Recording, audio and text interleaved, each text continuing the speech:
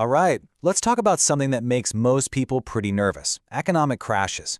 But here's the thing, we're going to look at this from a totally different angle. Using insights from entrepreneur Patrick Bet-David, we're going to see how a crisis could actually become your single greatest opportunity. So let's just jump right in with this pretty stark warning from Patrick Bet-David. Now, this is a guy who built a fortune of over $200 million, not by avoiding downturns, but by actually thriving in them. And he thinks a major storm is brewing. Now, for most of us, hearing that brings up a lot of fear, right? But PBD's whole philosophy is built around a different question. What if that moment of absolute peak panic for everybody else is the moment of maximum opportunity for you? To really get into this mindset, we first have to kind of rewire our brains about what a crisis actually is. It's not just some terrible ending, it's more like a reset button. But before we get into that, let's make sure we're all on the same page with the lingo. Okay, first up, a recession. Think of this one as the slow burn. It's like a long economic winter that just kind of settles in over months. Officially, it's on the books after at least half a year of the economy shrinking. A market crash, though, that's totally different. This isn't a slow burn, it's a lightning strike. It's that sudden, gut-wrenching drop in the financial markets. Stocks, crypto, you name it. It's fast, it's chaotic, and it's almost always fueled by pure panic. So here's the key difference you really got to get. A crash is all about speed and hits financial stuff like stocks. A recession is that slower, wider decline in the actual economy, jobs, production, the whole thing. A lot of times a crash can kick off a recession, but they are not the same beast. And this is where PBD's big idea really clicks. He says a market crash is like a forest fire. Yeah, it looks terrifying and destructive. It burns away all the dead wood, the weak companies, the investors who took on way too much risk. But once it's over, sunlight can finally hit the forest floor, and that's when new, stronger trees can grow. And make no mistake, these fires can be absolutely massive. Just look at the scale of these drops. The Great Depression wiped out nearly 90% of the market's value. In 2008, more than half, gone. It feels like the world is ending. But, and this is the most important but, look at what comes after the fire. Every single major crash we've seen has been followed by an unbelievable period of growth and wealth creation. The tech boom of the 90s, it rose from the ashes of the 80s. And the longest stock market run-up in history, it came right after the 2008 meltdown. So, if we know a boom always follows a bust, then the game completely changes. It's not about avoiding the fire. It's about being ready to plant seeds the second the smoke clears. And that brings us to the most important part, how you get ready now. PBD's advice for getting ready really comes down to these three pillars. It's about locking down your resources, making sure your income is safe, and having your strategy dialed in before the panic starts. You gotta build the ark before it starts to rain.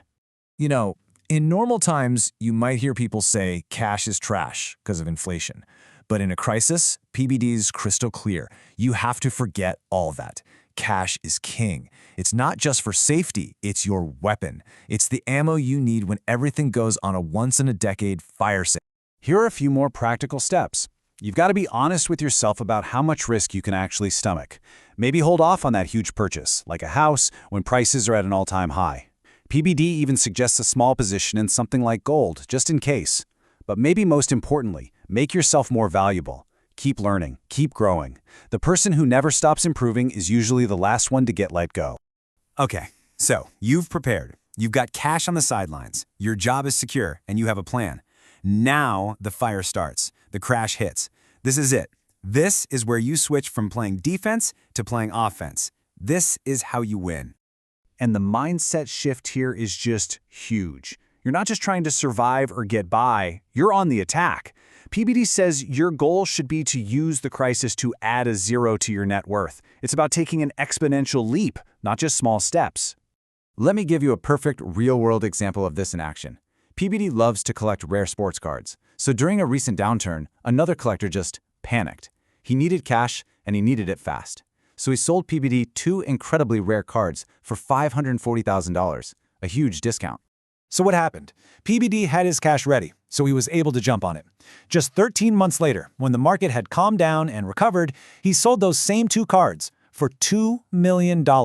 That's almost 4 times his money just by being calm and ready when someone else was freaking out.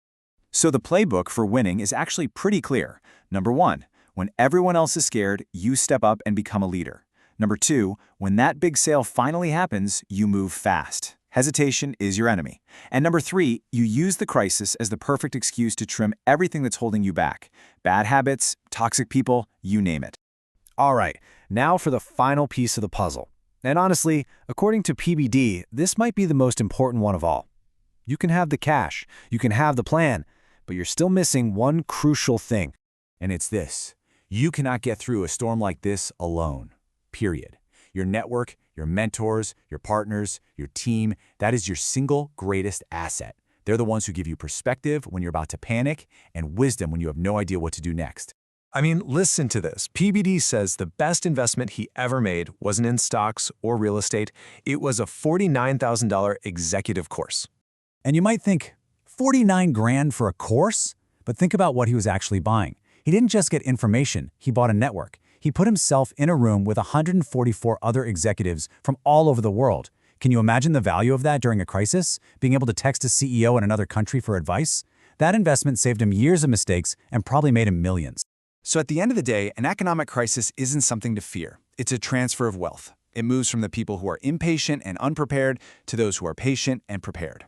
It's the moment when fortunes are literally made. The sale of a lifetime is coming. The only question is, will you be ready?